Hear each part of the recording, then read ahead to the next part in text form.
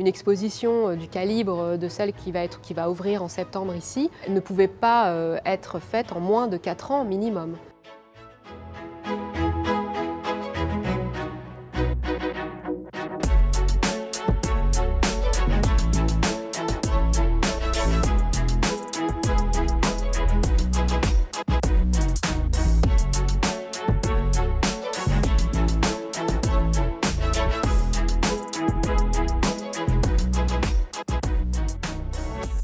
Comment localiser les prêts, les œuvres de Botticelli? Il existe un catalogue raisonné, c'est-à-dire un livre qui liste toutes les œuvres connues à telle date de Botticelli. Il est aussi possible, quand on cherche à localiser une œuvre, d'appeler des collègues et de dire est-ce que tu saurais où se trouve telle œuvre si, par exemple, elle a été sur le marché récemment.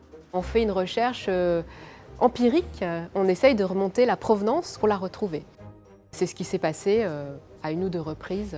Donc là, c'est un petit travail, si vous voulez, de détective. Et sinon, les œuvres sont dans des musées. C'est là que la négociation entre en cours, parce que ces musées ayant en général ces œuvres de Botticelli en exposition permanente ne sont pas non plus très favorables à avoir un trou dans le mur. Donc il faut vraiment argumenter, expliquer pourquoi l'œuvre en question que l'on demande en prêt est importante dans l'économie de notre parcours narratif. Tout le travail aussi du commissaire, c'est de trouver ces argumentations. C'est pour ça qu'une exposition du calibre de celle qui va ouvrir en septembre ici ne pouvait pas être faite en moins de 4 ans minimum. Parce que vous avez le temps de la localisation des œuvres, le temps de la négociation des œuvres. On a énormément de demandes pour nos œuvres de Botticelli parce qu'on a beaucoup de chance, on en a au moins 6. Dans le cas de la Vénus de Botticelli, elle a déjà été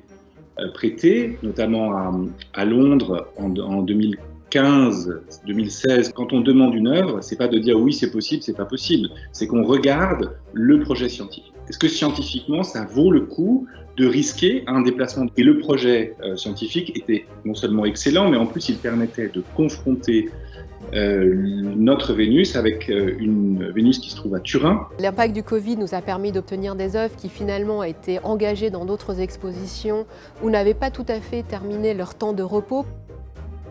En décalant tout d'1 an, on a eu cette chance de pouvoir avoir 2 ou 3 œuvres qui finalement se sont déclarées disponibles. Et par ailleurs, on a eu une très grande compréhension de nos collègues et des musées à l'international qui ont tout de suite accepté de décaler, de reporter les prêts. Il y a eu cet élan d'entraide qui est finalement la bonne surprise de cette pandémie. Je pense qu'il faut toujours garder un œil, voir les choses de côté positif.